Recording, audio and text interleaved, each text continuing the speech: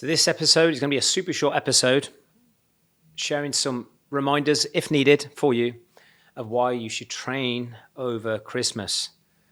Again, full transparency. I was someone many, many years ago, especially in my 20s, when I associated Christmas and New Year purely for food and a shitload of alcohol. I didn't train. I remember it was very typical for me to be someone who, the moment I'd sort of finished work, especially my plumbing days, and even my earlier personal training days, it was a free-for-all. It was just an excuse to literally drink every single day, eat whatever I wanted, because that's what habitually I'd associated what you do at Christmas. Eat what you want, drink what you want, and training was like a negative and somehow boring, and maybe cared what other people thought, perhaps if I did train, because I should be relaxing. What I've come to realize is that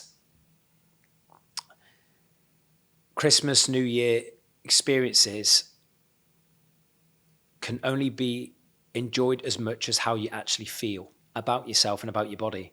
Now, I'm not trying to preach by any means that you need to be shredded or in peak shape at Christmas. You know, it is the one time of the year where I really do like to taper back a little bit in terms of the complete structure of my training and food. I like to eat what I want within reason in the evening. You know, I like to have some drinks at different days across Christmas. But they can only be enjoyed if I know I'm moving my body still over Christmas. I promise you this, if you keep training over Christmas, you will enjoy the festive period so much more, and you'll be able to handle more food. Those drinks, if that's your thing, will taste so much nicer if you're actually feeling good about yourself. And, everything we do is for feeling. And one of the things that apparently we all work so hard for is so we can treat our loved ones at Christmas, go to nice places.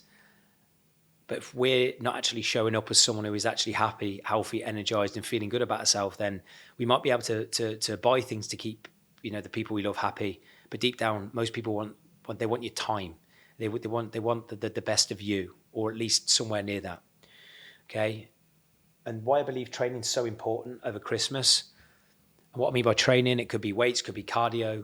As long as you're moving your body, I'll consider that as training. But I do encourage you, if you want to not give yourself a mountain to climb in Christmas, to keep lifting in some way. I just thought I'd share some really pinpoint reminders of why we should keep training. Right? When we train, we are far more likely to make better eating decisions for the rest of the day. Now, my strategy over Christmas will pretty much be eat whatever I want in the evening, but I'll make sure 80% of the mornings, aside from Christmas morning when I have a nice breakfast at my mum and dad's, that I keep my food really, really tight during the day, and then I eat what I want within reason. So it's not like a free-for-all where you eat whatever you want at breakfast and lunch and dinner, because even with training, you can be an absolute mess very, very quickly within the space of a few days. And I speak from experience here. Like, irrelevant of how lean I am, you can change dramatically if you just pig out for a few days back to back without any thought or care of the calories going in your mouth. But this problem is heightened if we're not training and if we're not moving.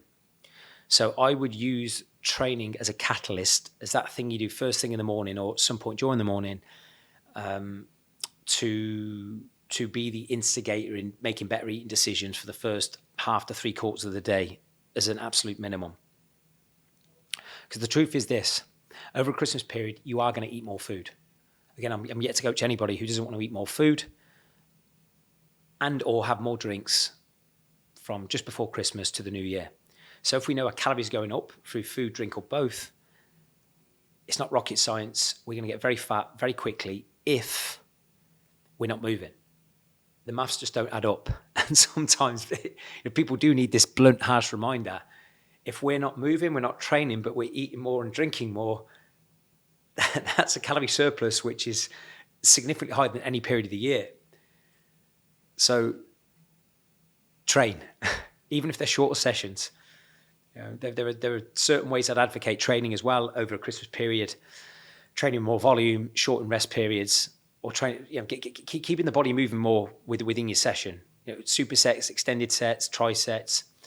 You don't have to do long sessions, but keep the body moving in the time you have available. Whether you train for 20 minutes, 30 minutes, 40 minutes, just try and keep the body moving. And if you're lifting sessions, don't do too many straight set sessions over a Christmas period. And as I've touched on, Christmas and New Year, these are two pivotal moments for most people who celebrate these occasions, where these are like the end of year celebrations. You want to feel good with everyone you love. If you are training pre-post Christmas and New Year, or maybe even the morning of New Year, right? And I know some people train the morning of Christmas. I don't quite do that. I might go for a walk. Might have been for a run before, but honestly, we're going to enjoy these occasions so much more. The amount of New Year's in my 20s and early 30s, when I just down tools with my training and just ate and drank what I wanted, where New Year I felt like shit, was untrue. And some people might think, yeah, good one, as if that is true, Kirk, because I've been in shape for all these years now. But I still have an expectation of how I want to feel. And when you felt good about yourself for all year, and then all of a sudden you've pigged out, you drank loads, and then you feel like shit, you could have the best shirts, the best jumpers, the best clothes from your Christmas presents, gifts from loved ones. But if you don't feel good, that those end of year celebrations don't taste as good. Whereas if you've paid your dues with your training and kept your food as tight as you can around these occasions, your Christmas dinner tastes better. Your Boxing Day dinner tastes better. Your meals out with your friends taste better. And that alcohol, it's earned. It's earned. The same behavior, the same food, where you haven't earned it, it's not the same, okay? And I really believe that if you're someone who is married, you've got a partner, you've got kids, I really believe that you not only owe them a sense of responsibility when it comes to dedicating time for them, but you owe them a sense of responsibility to show up just as happy and energized as you do for your clients in the remainder of the year and your team. And I think some people forget that sometimes. It's sort of like down tools, eat, drink. When the people you love most, they want your attention, but they don't want you like lethargic, moody, irritable because you've down tools with your exercise. And it doesn't matter who you are, it affects everybody. You know, when you overcook your calories in your drinks and you don't train. And if you're someone who's doubting that principle, think about back to the last however many Christmases, or maybe even certain periods of this year where you've had a period period of the year, or maybe previous Christmases, New Year, where you've drank loads, ate loads, you've not trained. How did you actually feel, and did it make you happy? And can you honestly, hand on heart, say that you maximize the time off with your missus, with your kids, with your friends? If the answer's no, honestly, just turn the gears up on your training for this Christmas and New Year period. Then the last couple of points are reminders of why I believe you should train over Christmas. It's about forward thinking into January. Now, of course, you want to be present over Christmas, but if you run a business like me and our clients, you want to start January strong, on the front foot, with momentum. You don't want to be wasting that first week or two in January feeling guilty because you've done nothing with your body, you've barely moved, and you're taking a week or two to really kickstart your motor in January because you haven't moved. Remember, as I've said many times before, movement shifts mood. Of course, I train to look good, as do many of my clients, but I train first and foremost because it's like my daily medicine that is my input to affect how I feel and the energy I want to live with. So if you are not training over Christmas, I guarantee you will feel guilty in January. And you'll be one of these people going, I need to get back on it. How about staying on it, but on a lower level over Christmas, and then you just turn the gear up in January? You're going to be able to outwork competitors if you stay fit and keep your body strong over Christmas. You'll achieve more from a productivity perspective, efficiency perspective, and a mindset perspective if you just stay active over Christmas. I'm not saying train every day, although I'd advocate moving most days, even if you decided to have Christmas off completely. I totally get it. I like that to be a lazy day too, but move your body most days. Get some sessions in.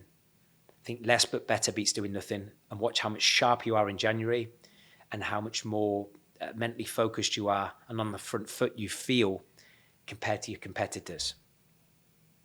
Because what you don't want your competition outworking you. right? I've got no secrets to hide. I want to turn the gears up every single year with my business. I know there's lots of coaches in the online world now, but I want to keep myself strong and fit. So, I'm at the front of the pack always. But I can't do that if I'm an absolute sack of shit across Christmas.